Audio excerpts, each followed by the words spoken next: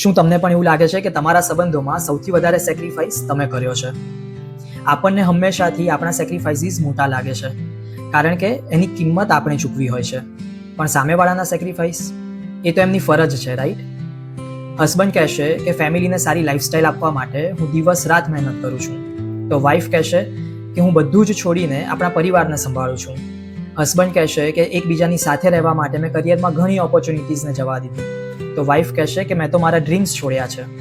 બંને પોતાની જગ્યાએ સાચા છે, પણ પ્રોબ્લેમ ત્યારે થાય છે જ્યારે તમે તમારા સેક્રિફાઈસીસનો હિસાબ રાખવાનો શરૂ કરો છો.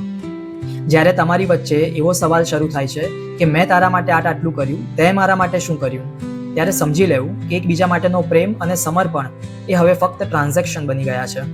વિચારી જોજો, તમે તો આવો હિસાબ નથી રાખી રહ્યા ને? કારણ કે તમારું રિલેશન મેચ્યોર ત્યારે જ બની શકશે જ્યારે તમે સામેવાળાના મૌન પ્રયાસોને સમજી શકશો. સંબંધને ટકાવી રાખવા માટે એમણે જે અદ્રશ્ય બાંધછોડ કરી છે એને તમે જોઈ શકશો.